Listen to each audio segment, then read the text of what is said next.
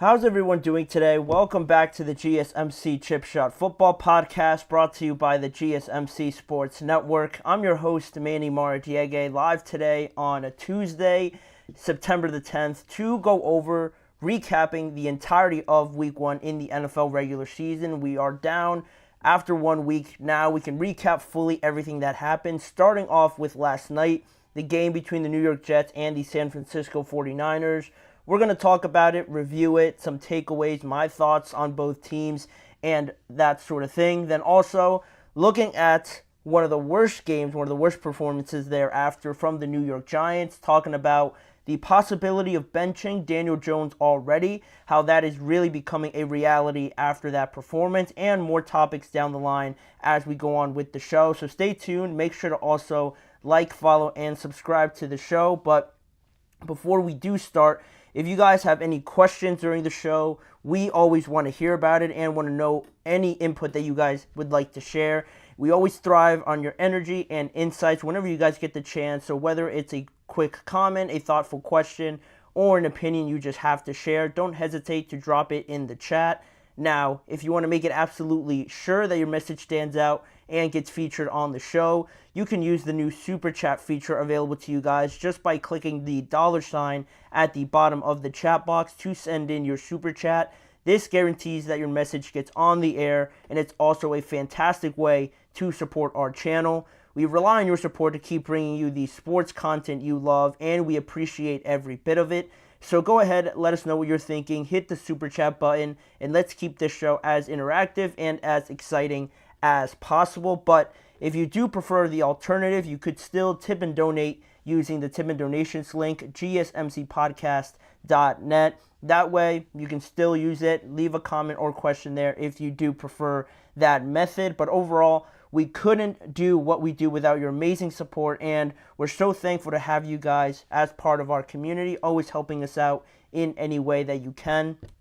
But now we can go back to last night and recapping the last game of Week 1, the New York Jets traveling to San Francisco to take on the 49ers, and the Jets got a pretty big reality check, I think, from the 49ers, losing that game 32-19 in large part because of the standout performance from Jordan Mason. A career night for Mason, 28 carries, 147 yards, and a touchdown.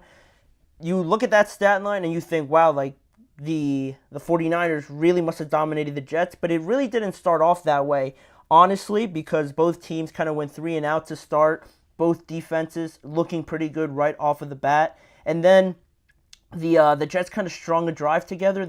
I think it was their second or third drive that they drove all the way down the field, punched it in with Breece Hall, and then I'm thinking, like, wow, like we might have a game here. Like the Jets come out here, I guess surprised a lot of people by scoring first, and now they're up. But then slowly as the game went on, I think the 49ers found more of their spots, found more ways to attack this Jets defense that we will talk about a little bit later. But as the game went on, like I mentioned, they used the ground game a lot more. Jordan Mason started building some momentum and confidence, and also just off of that, you guys know the deal, right? When a running back or your running game is going, initiating the offense, you could do so much after that with play action, bootlegs, rolling out to either side, just misdirecting the defense because they're so focused in, so aggressive to stop the run, stop the bleeding, that they overcommit, overpursue, and now the game is pretty much in your hands, and that's really what the 49ers do so well and how they scheme everything up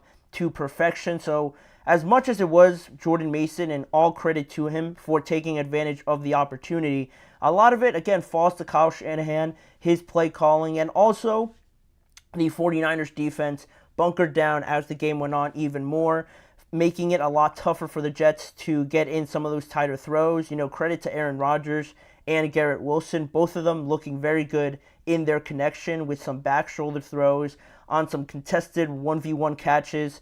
That's what you're going to get. You're going to get some of those throws from Aaron Rodgers, but the 49ers, made it a lot more difficult as the game went on. You saw that tipped interception. That is a result of trying to force these tough throws, and I think I say force, and I use that word very lightly because it's not like Aaron Rodgers and the Jets want to force tight throws, right? But that's what was given to them based on the game plan and the scheme presented by the 49ers' new defensive coordinator, Nick Sorensen, who was another winner of last night's game. So I think their game planning was just really what stood out to me the most. And continuing on with the 49ers, with everything, with how everything looked, Brock Purdy also had he is a last-minute inactive player, but Jordan Mason steps up right away. And it looks like Christian McCaffrey was playing in that game based on the stat line. You can only imagine what it would have looked like if he was playing in this game. And on the defensive side as well, I was pretty surprised with how much pressure Nick Bosa, Leonard Floyd, Javon Hargrave, and Malik Collins generated just on a four-man rush. And a lot of times, they brought in some more guys when they felt the need to blitz. But just those four guys alone, I was surprised with how much pressure very quickly they were getting on Aaron Rodgers, especially Leonard Floyd and Nick Bosa off the edge. Of course, we know who Nick Bosa is, right? It's not that big of a surprise, but I felt like they were a little bit thin in that area, and I wasn't sure how they were going to deal with the loss of Eric Armstead. Clearly, they're just plugging and playing guys, and they're not losing a beat, so that's very reassuring for the 49ers defense. And just based off of that, it's a little bit like the Kansas City Chiefs, right, on Thursday.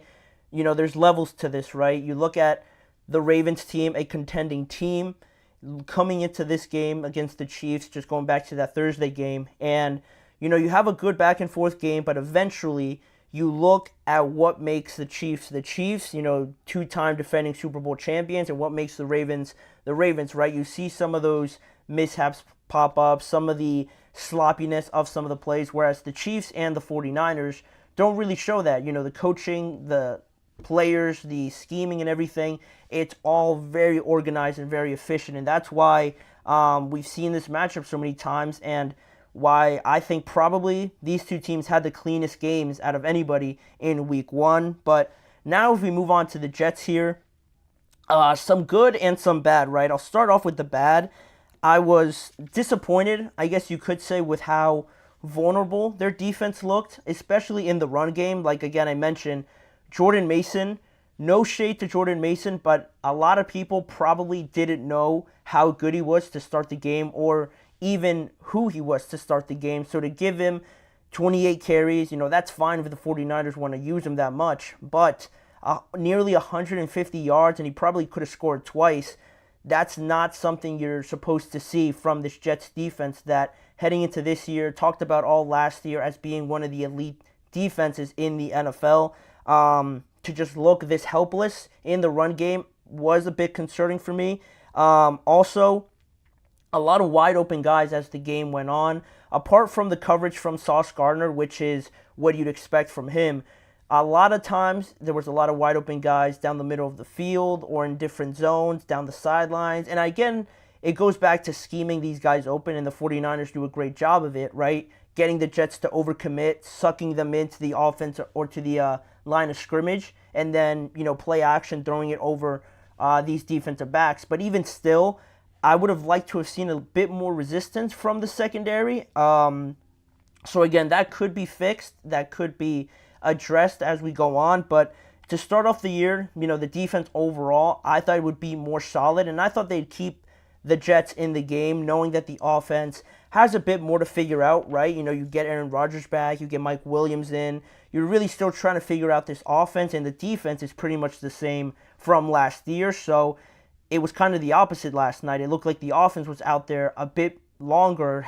or has been together longer than the defense, with just how discombobulated they were. But that's one side of the ball. And then if we move on to the offense, right?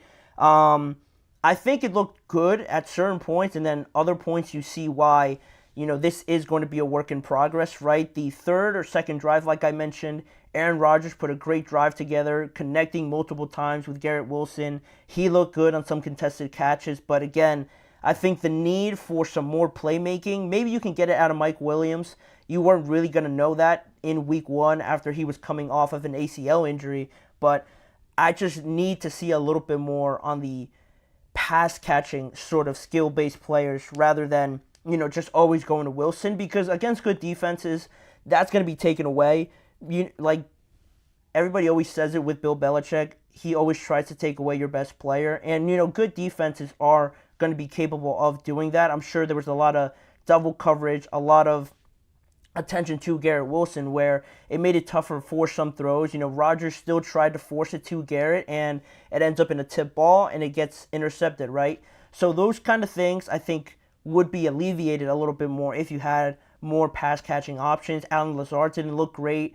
Breece Hall is another playmaking, player that you have on your roster, but the offensive line still didn't look right. There wasn't that many holes for Breece Hall, and once the Jets got down, I think like you usually see, they reserve to the passing game. They start overpassing a lot more, and they sort of forget about the running game, right? And that way you become one-dimensional, and you're not going to beat any good team, any good defense being one-dimensional, especially like going back to those weapons if you don't have that many outside of Garrett Wilson. So with that being said, talking about Aaron Rodgers now, here to just close out this segment, for it being his first game back in about a year off from that Achilles injury, he looked pretty good. For any negatives and for any rustiness that you might have noticed, overall, I think that's going to get cleaned up, again, because this is his first game back. But the zip on the ball looked pretty much there. The decision-making, the analysis, reading defenses, all was still there. He looked a little bit anxious when he tried to roll out, trying to alleviate or trying to move around that pressure. But overall, I wasn't really disappointed with Rodgers. I thought he did a pretty good job. But, it's only week one, right, with everything that I said. It is only week one. Their schedule for the next couple of weeks isn't going to be tough, per se, in terms of who they're playing. I think they're playing the Raiders, the Titans, and potentially the Patriots. So going up against those quarterbacks, not the toughest thing to do in the world, but it's more so a little bit more challenging just because of the timing. They play next Sunday at 1 o'clock, and then they have a short week. They're playing on Thursday. And then, if I'm not mistaken, they play soon after that in London. So the traveling is going to be a nightmare. We'll see how much that affects them. But yes, they did lose week one pretty convincingly, but it's only 1 week. You're not going to win the Super Bowl. You're not going to win anything in the first week. So the Jets have a lot of work to do, a lot of things to figure out, but even still, having Aaron Rodgers, if you didn't have Aaron Rodgers in this game, there would be a night and day difference, right? You at least have Aaron this year. There is a lot of hope and a lot still to look forward to, I believe, for the Jets in this season. It's still very early, but talking about the Jets and finishing off on this segment, we're not going to move on from New York because we're going to talk about the other New York team, the New York Giants, and their struggles a lot more than the Jets in their week one matchup against the Minnesota Vikings, only putting up 6 points. And now the question is it too early to bench Daniel Jones? A lot of people are probably have been and already calling for his name, so we're going to dive into that. Some of the outstanding stats that follow Daniel Jones that don't do him any favors. We're going to get into all of that when we return after this break. You're listening to the GSMC Chip Shot Football Podcast. I feel like I'm losing my mind. Is everybody in the world blind? Please, Lord, give me a sign, a sign. I feel like I'm losing my mind. Is everybody in the world blind? Please, Lord, give me a sign, a sign. I wanna be the greatest. Everybody on the fake shit. I look around and feel like everybody is the fakest. I make this every day and I'm impatient, hoping one day I blow up from the basement. Statement, the top is so vacant. I don't hear shit that I think is amazing. Waiting for my day when I'm playing sold out shows for 1,000 faces. Hey, give me that crown, get in my way and to be put down. It ain't your place, all this my town. If I want that shit, then I'll get it right now. I'm losing it, the noose it fits. I'm losing shit, a stupid myth. You choose to live or choose to dip. You choose to fight or lose your grip and lose a gift. I feel like I'm losing my mind. Is everybody in the world blind? Please, Lord, give me a sign, a sign. I feel like I'm losing my mind. Is everybody in the world blind? Jumping right back into the action here on the GSMC Chip Shot Football Podcast to stay in the state of New York and talk about now the New York Football Giants.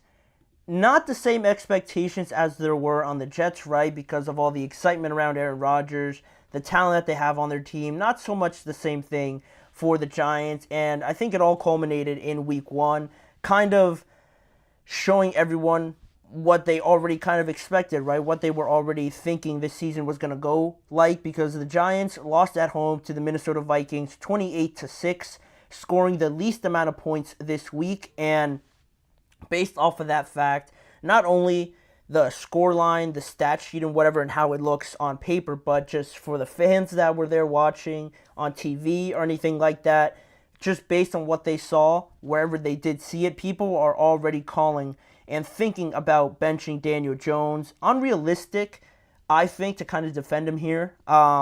It's unrealistic to say that it's all him, right? With how team-oriented football is, it's just unrealistic that every little problem that comes up is Daniel Jones, but he makes it very hard for it not to seem that way, especially with some of the decision-making, some of the inaccurate throws, and just the lack of development and growth that we've seen from other quarterbacks that may have struggled in year one or a couple years. But with how Daniel Jones looked in 2022, you felt like that was the breakthrough moment. But he comes back the next year, last year actually, he gets that new contract, he gets injured, doesn't play great, and now we're back to the same old Daniel Jones, it seems. And just on Sunday, a couple days ago, against the Vikings, the stat line, pretty much what you'd expect if you lose 28-6. 22 for 42 in this game, 186 yards, 0 touchdowns, and 2 interceptions. If you guys saw any of those interceptions, the one to Harrison Smith in the end zone, just really nothing there. There was a player going into the end zone, but you're just forcing that throw.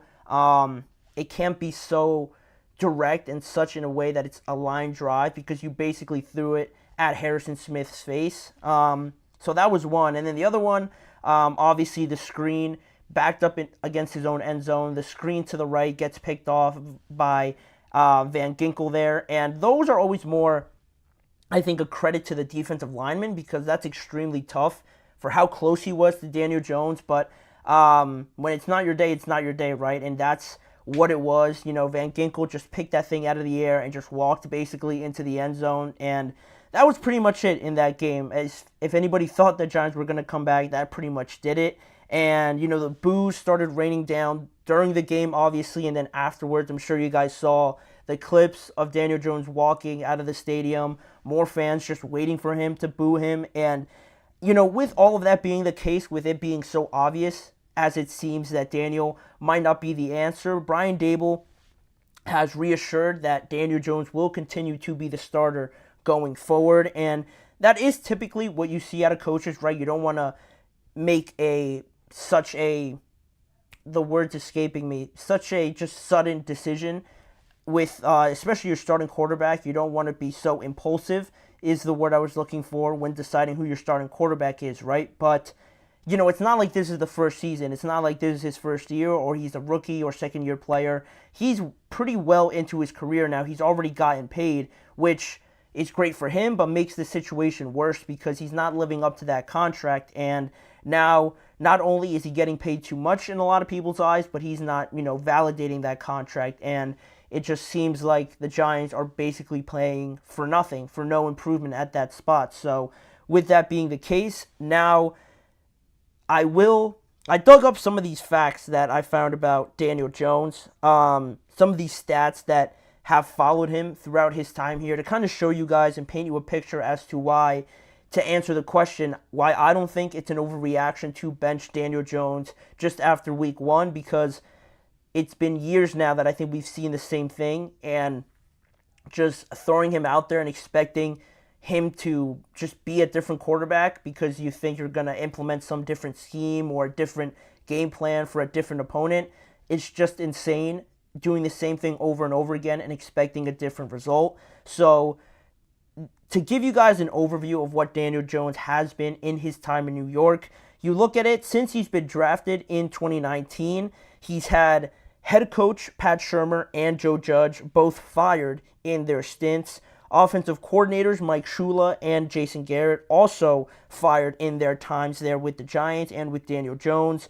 0 for 4 of these, 0 for 4 on coordinators and head coaches. All 4 of these guys are currently out of the NFL and don't have NFL jobs anymore after their time with the Giants. Then you look at it a little bit more recent, only 4 quarterbacks had a lower completion percentage and yards per attempt than Daniel Jones, and only Bryce Young had a lower passer rating in week 1 than Daniel Jones. And no surprise, the Panthers not so hot of a start either with their new head coach Dave Canales. And to continue on, the stats since signing that $40 million deal for Daniel Jones are as followed. 64% completion percentage, 37th in the NFL since that time. A 65 passer rating, which is also 37th in the NFL. Touchdown percentage is 1% since he signed that $40 million contract, again, 37th in the NFL. And to make it all worse, I guess, I got sent this stat, and I've seen it a lot more since I last saw it.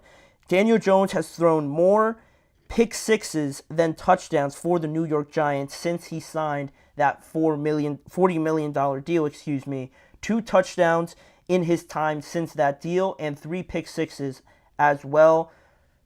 That speaks for itself. I don't really have to analyze it too much more. 1-7 in his last 8 starts with 2 touchdowns, outscored 249-81, and since 2022, since that offseason when he got his deal, he's only mustered 1,000 yards and 8 interceptions since receiving that deal. So, you could say that this season is early, but we're going back to 2019, 2022, 2021, and nothing has really changed. And, again, I started this whole thing off by saying that it's unrealistic to just point it all at him, but at some point, if you keep changing things around him, we've seen him get some new offensive linemen, some new receivers, some new offensive coordinators. They brought in Brian Daboll and general manager Joe Schoen. They drafted Malik Neighbors. They got rid of Saquon. And the same thing that has been kept constant throughout all those years has been Daniel Jones, obviously. So if you're seeing the same results, maybe it's time you change from the one consistent piece of this puzzle that you've kept all these years, but have tried to get different results, but just keep getting the same old bad records, bad stats, and everything that follows you. And to that point on Daboll and Joe Schoen, they didn't even draft Daniel Jones, right, back in 2019, and they still gave him that deal, which, just is beyond me as to why they give him that deal over Saquon Barkley, which obviously now I've talked about it multiple times. We've talked about what we saw in Hard Knocks and making that sort of decision between Saquon and Daniel Jones. Obviously, it was a mistake. It's happened already. We can just keep talking about it, but nothing's going to change. But you could at least try to rectify it now and, show everyone that you realize that maybe Daniel Jones is the problem. And that's where some of the frustration you see from the fans coming from, because they've obviously made up their mind as to what the problem is. But when you have your organization just looking at other options or just not looking at the quarterback as the main problem, or at least admitting it, then comes the frustration, then comes the boos, and just the bad aura you have around an organization, which you can kind of validate it, obviously, with all the information I provided. But with this point about benching Daniel Jones so early, yeah, it would be a little bit surprising, but I don't think anybody would come, firing at the defense of Daniel Jones anywhere in the media or anything like that. Yes, it would be surprising, like I said, but, you look at it, you analyze it a little bit more, and I think people would just, nod their head and accept this decision. Also, what's interesting about this season, Brian Daboll is calling the offensive plays this year, with some of the rumors that he could be a casualty of another bad season and potentially get fired. If that could be a possibility, of course you want to be the one calling the plays, dictating how well this team does on offense. But to me, if you keep having Daniel Jones in here making the same mistakes, some bad decisions, some bad reads, it's going to make you look a little bit worse too, and make you look like your offense just isn't working if the quarterback is struggling so much. Of course, there's other factors like the receivers just maybe not getting opened enough. The offensive line has been brought up. But again, the Giants don't have the luxury of having all this time to really delve into those problems anymore because they've been doing it for the last couple of years. And right now they're on the brink of making a lot of changes if this season doesn't go better than it did last year, and they're already off to a bad start. So if Daboll doesn't change something, you don't really know the potential of what Daboll's offense could be if you don't change the quarterback, in my opinion. So that's one thing. And, the expectations anyway, outside of Daniel Jones, outside of who the quarterback is, I don't think anyone's thinking that Drew Lock is going to be anything that much greater, or Tommy DeVito going to be anything that much greater. But if the expectations are low anyway, I don't see why, or I don't see the problem with changing the quarterback now. If the expectations are to finish last, to have a top draft pick anyway, I don't think you lose anything by changing the quarterback now if you're trying to save your job. And Brian Daboll is obviously trying to save his job. Same thing with Joe Schoen. You got to make decisions like this to keep you employed with this organization. And if you're going to get fired anyway, you might as well try different things and try a different quarterback out to see if the results change in the end. You don't want to waste Malik Nabers' first season, the talent on defense that you got this offseason. And with the turnovers from Daniel Jones and things like that, it just puts the defense in very bad situations where they're always on the field. And then in turn, they might look worse because everybody thinks that they're just getting scored on every drive, where that, if you look deeper into it, isn't the case. They're just starting in bad field position. They're drawing the short straw every time. So all of this, it is feeling like I'm putting it on Daniel Jones. And again, I will state that it's unrealistic to put it on him. But with him being the quarterback, with how the offseason went with Saquon, it's almost the position that the Giants have been put in by giving him this extension. And now they're forced into this weird, awkward spot where,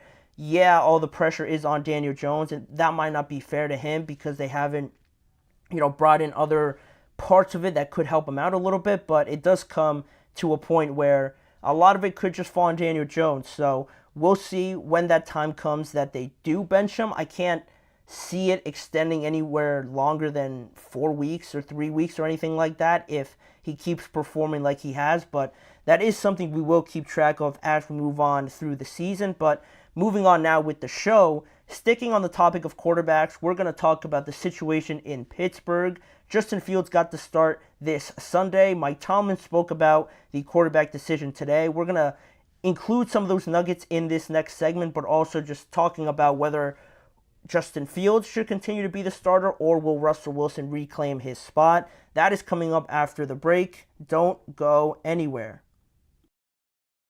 Looking for your daily fix of sports talk without having to pay for it? GSMC Sports Network is available on YouTube. Just search GSMC Sports Network. Get your fix of daily sports talk shows on YouTube, absolutely free. NFL, college football, NBA, MLB, MMA, UFC, fantasy football, and so much more.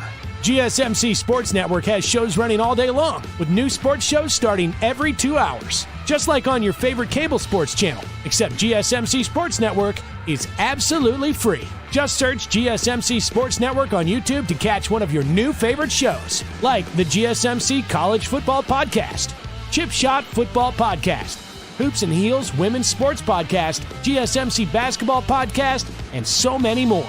Check it out for yourself. GSMC Sports Network, now available on YouTube absolutely free. Search GSMC Sports Network on YouTube right now.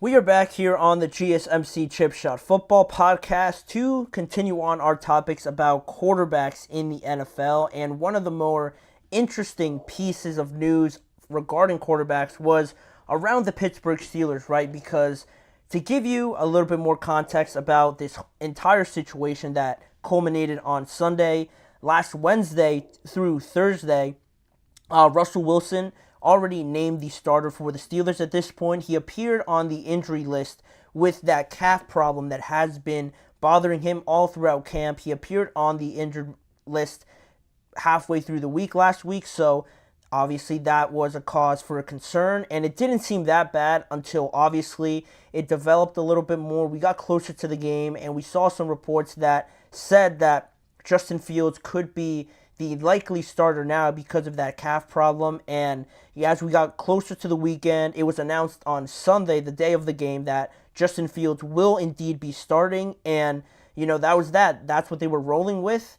Not what I wanted, obviously, when I've come on here to talk about it. I wanted Russell Wilson to start. I felt that you had a backup plan, a very good backup plan in Justin Fields if things didn't go well with Russell Wilson. And in that way, not only do you get Russ starting the season, a veteran starting the season, and this way you get both guys a good sample size to potentially play.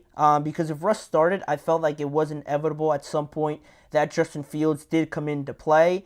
But now, on the flip side of it, now that Justin Fields is the one starting, is the one that had the first go of it, it's not as likely, in my opinion, to go switch back to Russell Wilson for a lot of reasons that I will get into. But first, talking about Justin Fields on Sunday before I give my thoughts on the entire situation. He didn't look bad. I think he just did his job.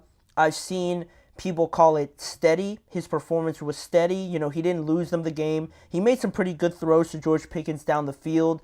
One to end the half and get him in field goal range. Another one down the left sideline that just was another good throw, leading him into the middle of the field where A.J. Terrell had outside leverage. George Pickens does a good job of coming back towards the middle. He snags it out of the air, and it did end up in a field goal. But regardless, you saw some things out of Justin Fields that, again, didn't lose you the game, was steady, doing his job, going through the progressions, through the playbook. And I think also the play calling from Arthur Smith was pretty conservative, just based on the fact that you're making this last-minute decision, changing from one quarterback to the other. You've been practicing like Russell Wilson was going to be your starter, but now with changing over Justin, it obviously changes it because both quarterbacks are not the same. You could do a little bit more with Justin, so in such a short time period, I think that's what sort of led to some of the conservative play calling, if you will. They didn't attack the middle of the field that much, but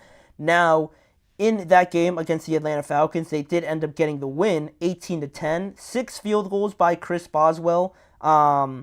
Just phenomenal from Chris Boswell. Fortunately for the Steelers, he is their kicker. And Justin Fields finished the afternoon with a 17 for 23 performance, 156 yards, and 14 carries and 57 rushing yards. Again, not going to blow you away, not going to wow a lot of people, but it got the job done on that Sunday afternoon. And now he did make some pretty impressive throws. He used his legs at critical points in the game, getting some first downs when the coverage was very good on the backside by the Falcons. His ability to run just forces the defense to kind of play a little bit closer.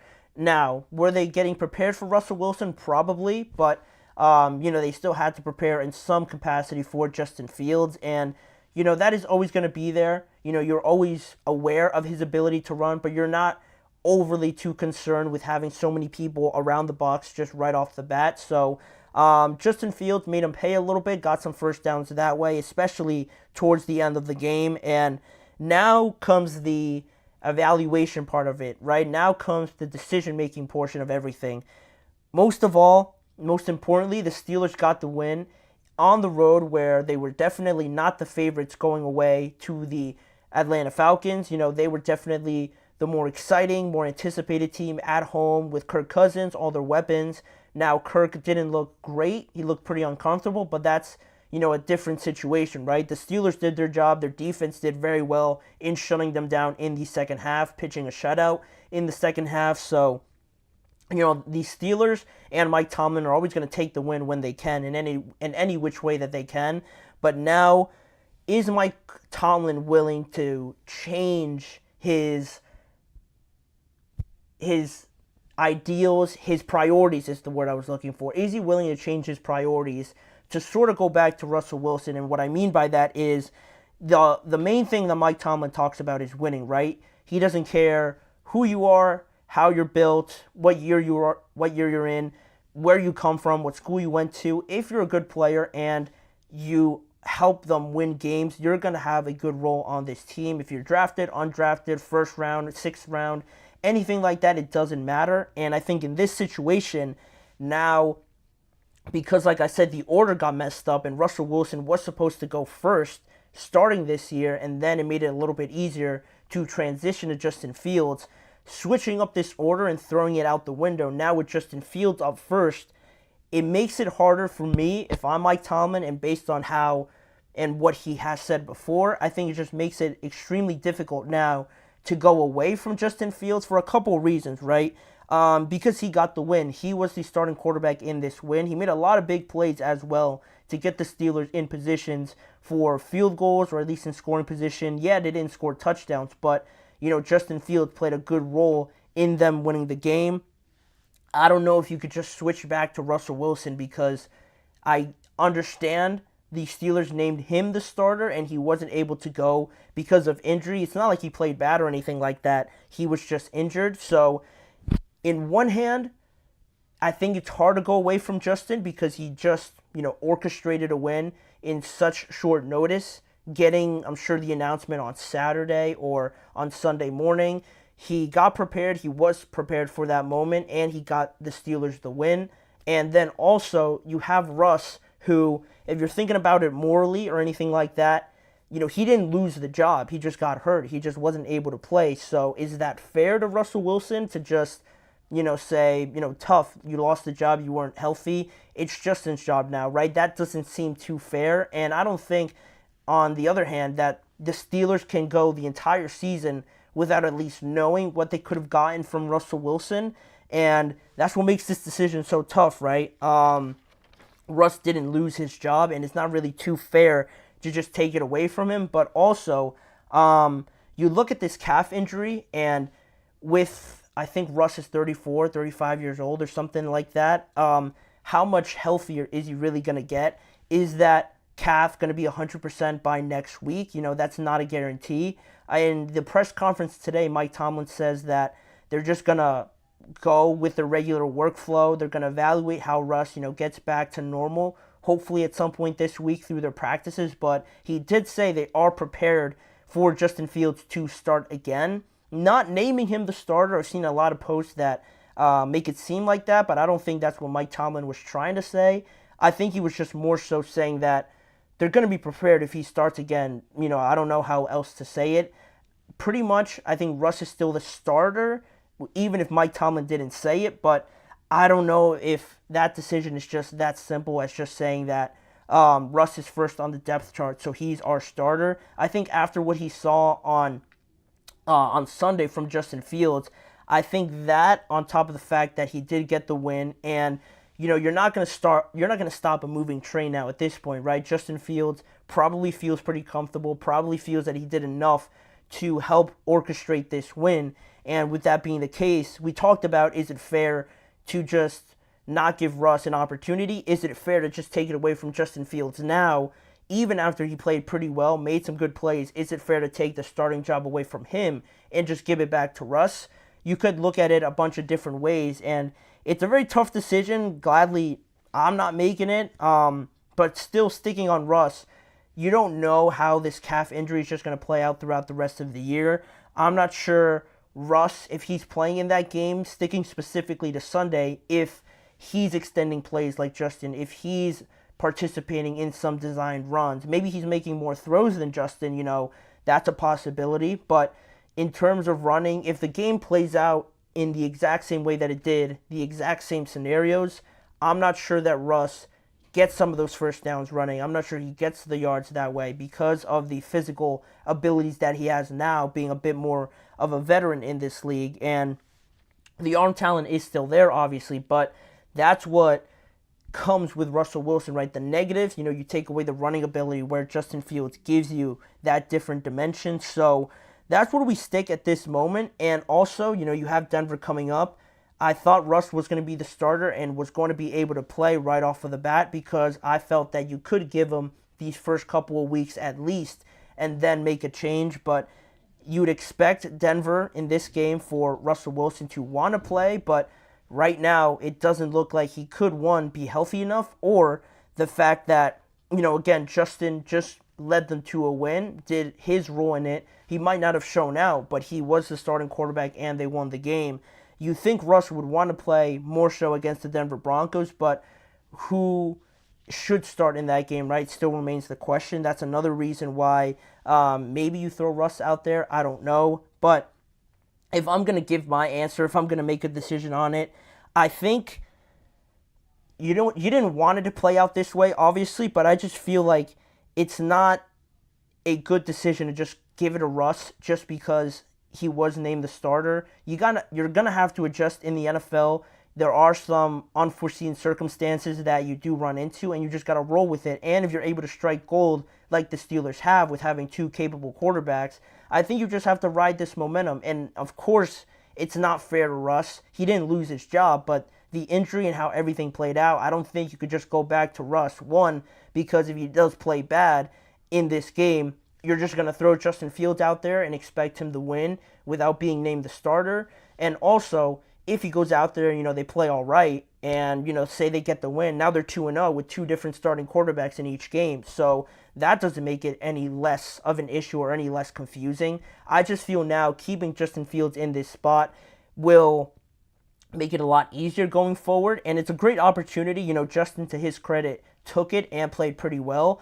I don't think you could punish him for that by just giving the job back to Russ. It is unfair. The more I say it is unfair to Russ, but it's just the circumstances of what we find ourselves in right now.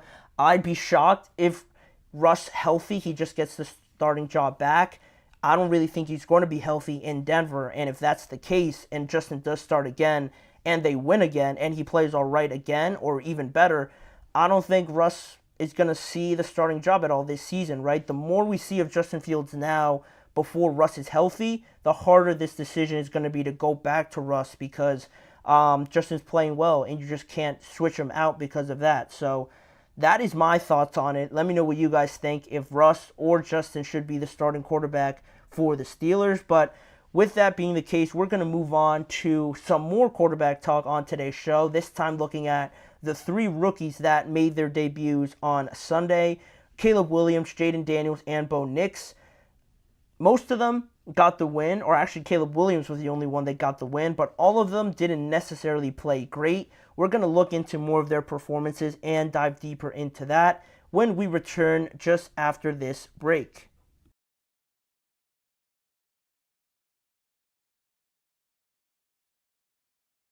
For the best and latest podcasts available anywhere, go to the podcast app on your cell phone and type in GSMC to access free content-rich podcasts on health and wellness, book reviews, sports, entertainment, relationships, social media, movies, technology, finance, and even weird news. Subscribe and download the GSMC Podcast Network's family of shows, available everywhere podcasts are found.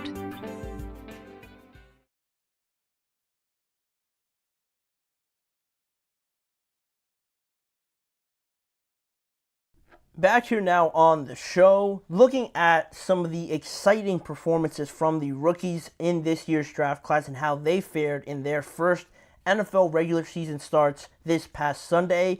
We had three of the rookies start, right? Michael Penix is the backup to Kyle Pitts, JJ McCarthy is hurt, and Drake May is the backup to Jacoby Brissett. So we were looking at just Caleb Williams, Jaden Daniels, and Bo Nix, who all started for their respective teams. All of these guys are captains of their teams, if I'm not mistaken. I'm a little bit unsure about Jaden Daniels, but all of them named the starters, and they had their first looks. We got our first looks at them this past Sunday, and Caleb Williams' Bears were the only winners this past Sunday, but all three didn't necessarily play great.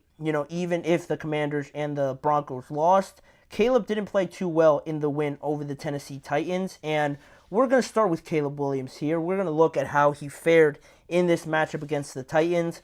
It was a 17-24 win over the Tennessee Titans. At one point, I think it was 17-3 or something like that. There was a good amount of unanswered points in this game, in large part, or mostly, all of it, actually, because of their defense and special teams. They had that block return for a touchdown, a awful interception by Will Levis to just chuck it near the sideline, just a floater to that Bears defensive back. Another one returned for a touchdown, and really was the defense that won them the game against the Titans. And Caleb, as you guys see, Finished the afternoon 14 of 29, 93 yards, no touchdowns, 5 carries for 15 yards on top of what you see on your screen. And I think the 0 touchdowns on offense overall says a lot about, the struggles that they found with Caleb starting, getting adjusted to the speed of the game. I think more so has to do with the Titans defense overall, because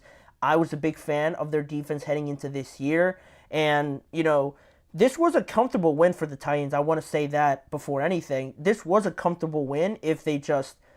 I didn't watch the game too much, but you could assume that if you're going to give up a lead like they did, there must have been some just bad play calling, some miscommunication on some things, not running it efficiently enough, and just getting in bad situations where they let the Bears come back into this game. And their defense, the Titans defense, was one of the pieces of this team that I was really looking forward to, and their offense as well.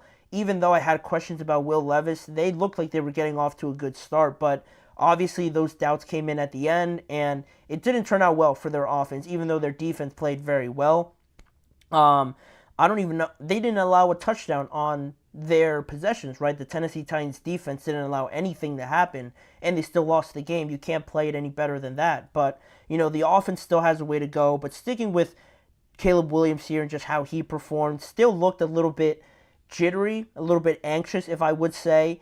I feel like trying to do too much, trying to not have any negative plays or throw the ball away or anything like that, that just comes, I think, with more experience, knowing when to take the throw out of bounds just to throw it away, when to make the smart read, or whether or not you can make that throw, when to extend plays, especially at this level of football. You're not just going to off-script everything, use your athleticism, run around for like 7 to 10 seconds and still chuck it down the field for like a 70-yard touchdown. That's not going to happen in the NFL, and if it does happen, it's once in every like 6 games or something like that it happens. So that's where the adjustment is going to come from Caleb. I think just feeling more comfortable sitting in the pocket, more comfortable just being aware of where the pressure is coming from. He looked a little bit anxious like most people would.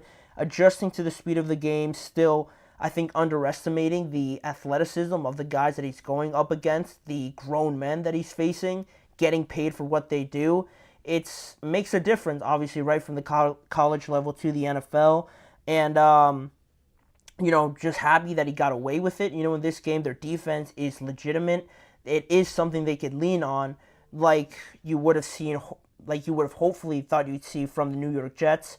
This is more accurately representative of what a good defense, could do for an offense that's still trying to figure everything out. So, that's great. But Caleb, I feel like this was a up and down start.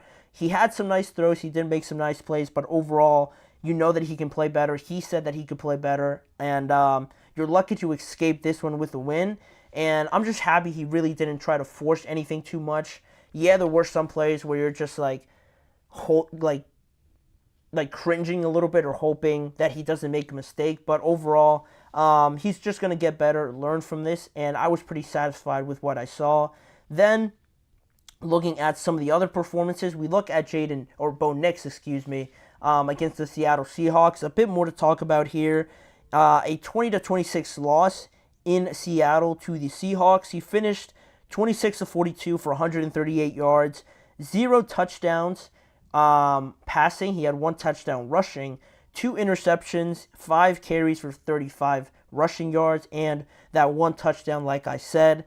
Like most of these quarterbacks, the other 2 that started in their first game on Sunday, just adjusting to the speed of it. I think in preseason we saw a very different looking Bo Nix, obviously, because it's not the same game in the preseason than it is in the regular season. He looked like he was very much up to speed, anticipating a lot of things, using his legs correctly, whereas now in the regular season, there's no playing around, there's no just getting work in for the sake of getting work in with no circumstances or consequences afterwards. This is the real thing, and you see a lot more times that Bo might have overestimated, his ability to run or make some of these throws. There was a lot of times where, the Seahawks defense, played very well and frustrated Bo a lot of the times, confused them with a lot of different looks. And that's a good and bad thing, right? You see, I can only imagine as a quarterback starting your first game, an overwhelming amount of different looks that you just didn't see in the preseason, right? For as much as you study it and game plan for it during the week, when you see it out there for the very first time as a rookie, it's very overwhelming, and I'm sure that also played a role in how Bo Nix played, leading to those 2 interceptions. Those are just, I think, getting used to the speed of the game, getting used to cornerbacks closing on wide receivers that much faster. I think it was that second interception, or whichever one it was, to Tariq Woolen. The way that Tariq Woolen closed on that ball, I think that's just something that Bo Nix has really never seen before at this level, at that speed. So that is a learning point, to know that those tight window throws, you're either going to put it very extended to the sideline where, no one's going to get it, or just in that sweet spot where your wide receiver can get it and it's just out of the reach of the defensive back. But, that just comes with learning everything. They did lose in this game, unfortunately, right? It was on the road, so it could go a little bit easier for him next week at home.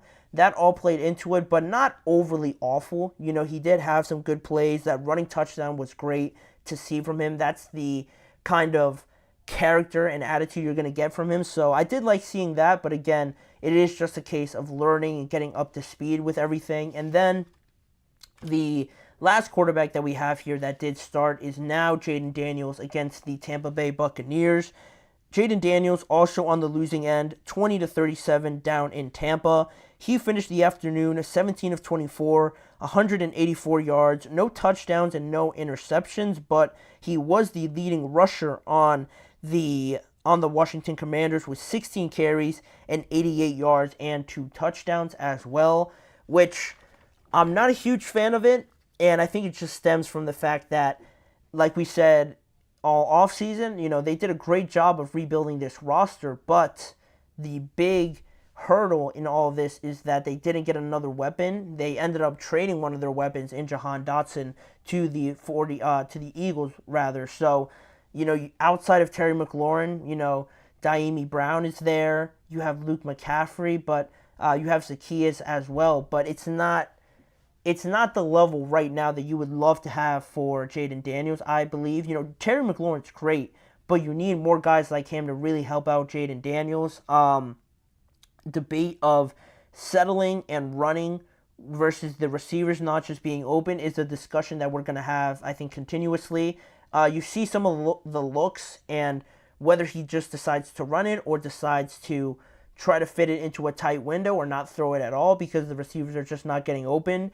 That's a back and forth discussion that we're just going to have throughout the entire year if they don't add some more serious talent to this roster. But on top of that, just on top of this point, the leading wide receivers in terms of receptions and stats were both of the running backs, Austin Eckler and Brian Robinson Jr. I think that even more shows my point that you need a better level at wide receiver, because if you're running that much and your leading receivers are just dump-offs to the running backs, I think that says a lot about the offense, right? It's a glaring need at the wide receiver position. I think Terry McLaurin only finished with 2 receptions for like 17 yards, and that comes with obviously defenses knowing that Terry is their best playmaker. Let's just double or triple cover him, and let's see if they can beat us that way. And that kind of leads me into my biggest concern. Out of all 3 of these quarterbacks, could potentially be Jayden Daniels. I don't want him to be in a situation where he's overdoing it with the running. Dan Quinn said after the game that it's not their intention to have Jayden Daniels run that much. He's able to do it, but there does come a point to kind of defend Jayden Daniels with his running that you kind of get frustrated not being able to throw it to your receivers as much as you want to try to do it. You can't just force every throw and throw interceptions or anything like that. There does come a point where you're just trying to win. And if you feel like running the ball is the way to do it, you could do it for a game or two, but to do it consistently, I think that's more of a problem that the Commanders really have to solve. Or you could find yourself in a situation where Jayden Daniels gets injured by taking a wrong hit the wrong way, and that's the last thing you want to do, right? You have to protect this franchise quarterback that you have, and that's why out of all 3 of these guys, I'm a bit more concerned for Jayden just because, it's going to take time for Diami Brown, Luke McCaffrey to kind of step into their roles. even if they do at max capacity in this first year, I'm not sure it's going to be to the level where, they're consistently getting open, and that leads to Jaden Daniels running the ball a lot more. So that's why I'm more concerned with Jaden than any of these other quarterbacks in and after their week 1 performance. None of these guys played awful. You had some decent stat lines. Also, the Commanders' defense didn't do that great of a job also with how Tampa and their offense played. But overall, not the worst start for these guys. All of them are going to get better. I've been pretty satisfied with what I've seen from all of them, even Bo Nix. Even after I was a pretty big critic about drafting Bo Nix, he has surprised me. So hopefully the rest of the team and the coaching staff can help these quarterbacks as much as they also have to develop on their own. But that is that segment. We have one more to talk about on today's show. My list of the biggest losers and the biggest winners here now that we have gone through week 1. We'll talk about the biggest benefactors from week 1 and also the biggest losers, like I said. So we'll be right back with that segment. Don't go anywhere.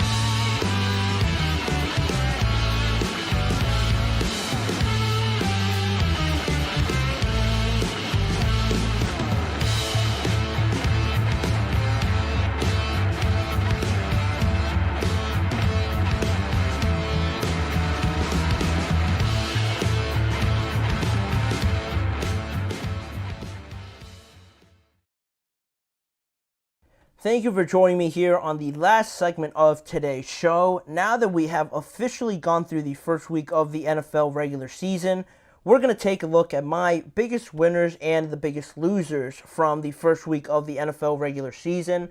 I did 3 and 3. There was definitely a couple more that I could have added, but just for the sake of time, I wanted to limit it to just 3 on each side. So with that being said, looking at the biggest losers first off to start this segment, the 3 biggest that I picked off were these 3 that you see on your screen. And the first one I wanted to start off with was Deshaun Watson. After 2 seasons of a rough start in his time in Cleveland, people were starting to whisper about the potential of, talking about his career being on the line and things like that, or just really making a decision of whether or not we're ever going to see the Houston Deshaun Watson ever again. And then to start off the year like he did against the Dallas Cowboys, where the offense just really was non-existent for the Browns, especially with how good of a roster that they have, for it to look the way it did, for the throws that he missed, for the inaccuracies, the bad decisions, the interceptions, and things like that. Of course, he got sacked 6 times, which can't happen on the offensive line, but you're going to get your tackles back eventually there, Jack Conklin and Willis there. You're going to get those guys back. So you kind of have a little bit more hope there to protect Deshaun Watson a little bit better. But even still, with what I've seen, I haven't been too convinced as of yet. And I just feel like this is a case that everything kind of hit at once, and it all hit very fast, if it all makes sense, right? You had Cleveland trading so much for Deshaun Watson. Then right after that, he gets that huge contract. Then the off-the-field issues that make his start in Cleveland less than ideal, right? Obviously, then the injuries started stacking up for him to start his time there in Cleveland. And now, with 2 years into it, now heading into year 3, you don't have time on your side anymore to kind of work through this, have a couple more bad performances, because the fans are going to start getting impatient and wanting to see results from Deshaun Watson, who they're paying $200 million guaranteed. And also, it doesn't help the fact that Houston used all of those picks that they got from Cleveland to get all of their roster, Will Anderson, CJ Stroud, Tank Dell, all of those guys were in large part why or how they got those picks was because of the picks that they got from this trade. And now you look at where the Texans are and you see where the Browns are at this point in time. Clearly, you see one as the clear winner of that trade. So Deshaun, I think, just doesn't have time on his side with how everything played out. And is that fair or unfair? That's a different question. But right now, with all the talent on this roster, the expectations as well from last year and seeing how far Joe Flacco took them, of all people, now to have themselves climb out of this hole with more questions around Deshaun Watson, I think it couldn't have started any worse for the Browns and Deshaun. So they're one of my losers. And obviously, I think I had to include the Panthers in here. And not only the Panthers as a whole, but Dave Canales as their young head coach. They just looked unprepared. They just looked like a young team that really, after the additions that we saw, Deontay Johnson, some of the pieces on the offensive line, you kind of were a little bit more hopeful this year, now getting some protection for Bryce and hoping that it would be a little bit better, but it looked just as bad, potentially even worse than last year. And this game was over by the second quarter, and that pretty much writes the story itself. No one was expecting the Panthers to dominate in this game or expect them to win at all in this game, if you want to go that far. But, 10 points and giving up 30 at halftime, 47 in the entire game is just the worst case scenario, right? Not only did people kind of expect the defense to not be great, you kind of had some hope for this offense because of Bryce Young, hoping to see an improvement from him, but to only put up 10 points. I think his first pass was an interception as well.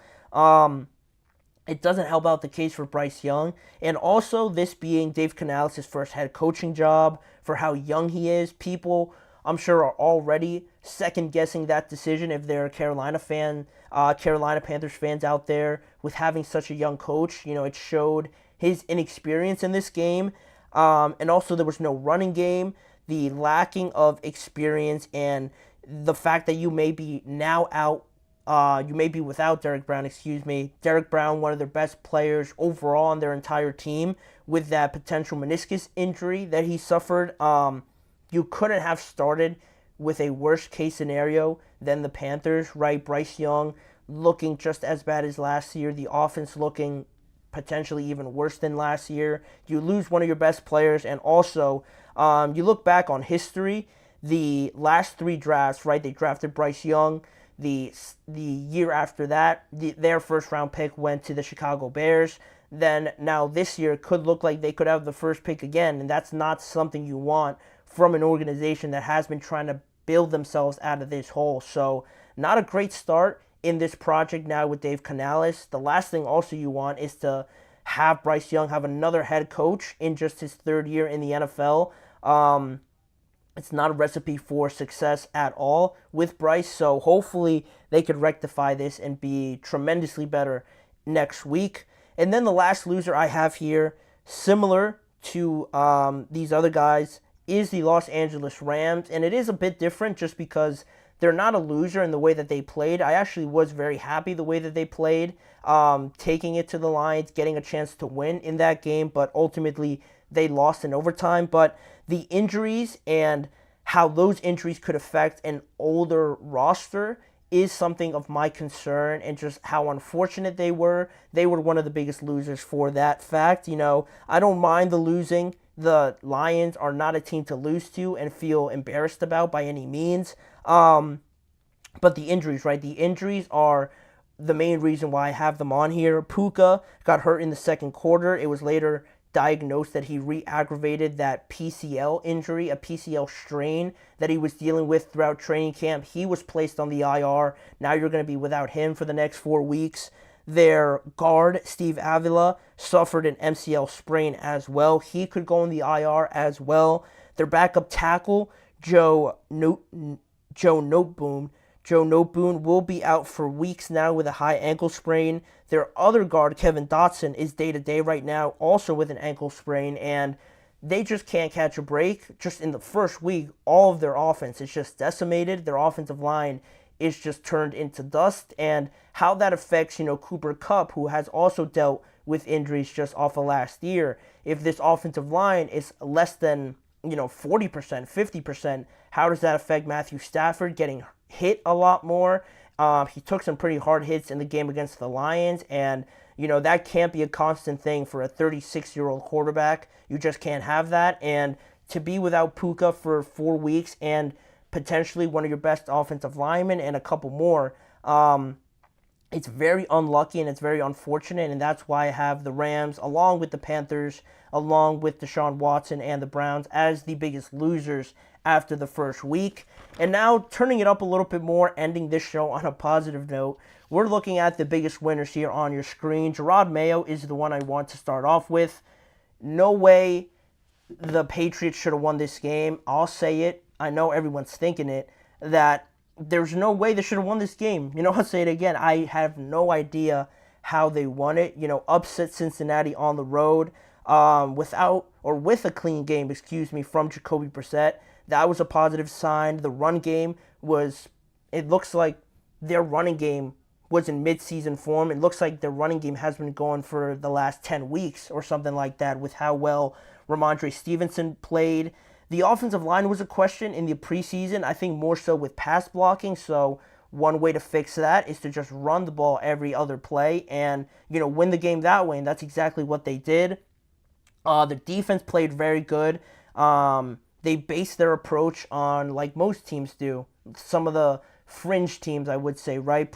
Play a good defensive game, have a great running attack, and limit the opportunities for the Bengals, and that's what Jerod Mayo and the Patriots did. They escaped with a win.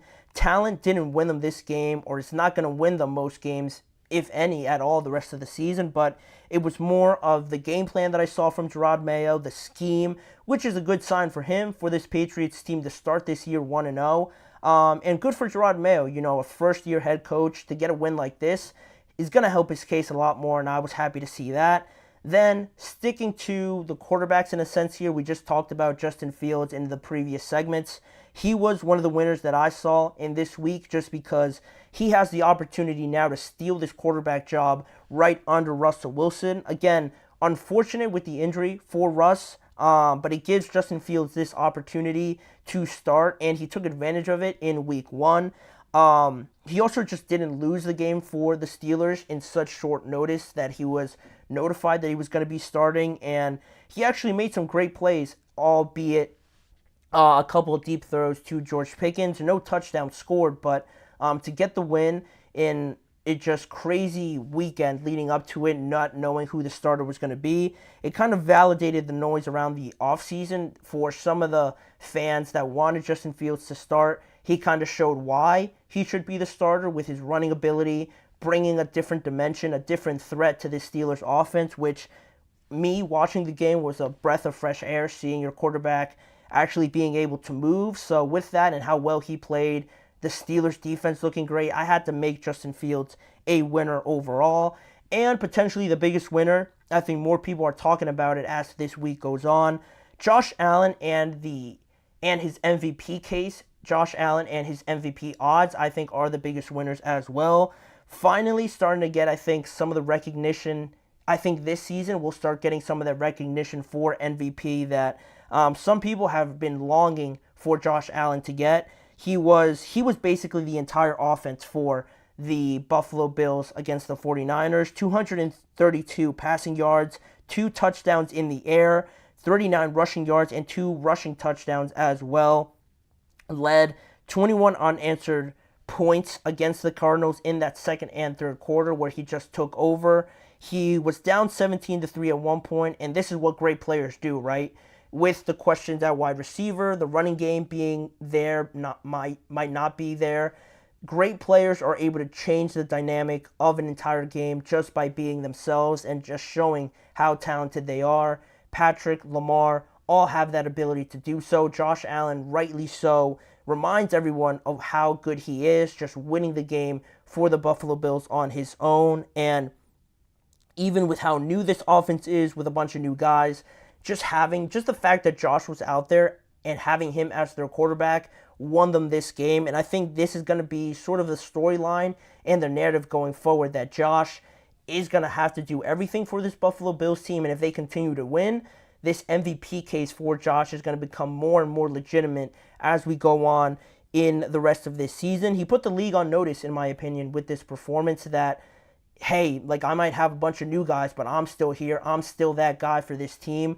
Yeah, we're down 17-3, but I'm going to lead a 21 unanswered point couple drives here, and we're going to take the lead, and not give it back. And that's in large part to Josh Allen, his abilities, and his talent. And yeah, it might have been against the Cardinals. That is important to say, but overall, I think they have a chance here. Josh Allen gives them a chance against any team in the NFL.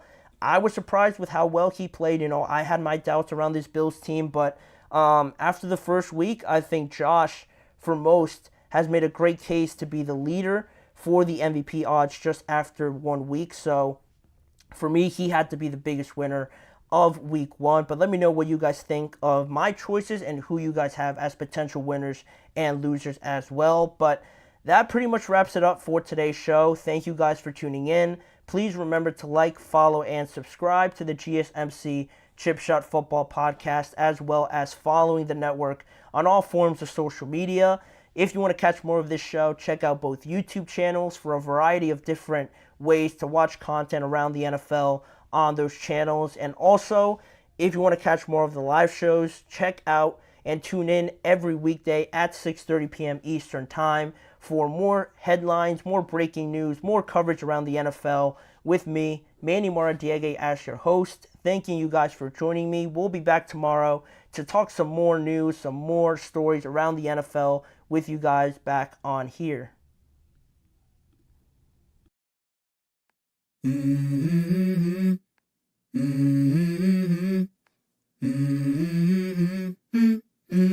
Let's go.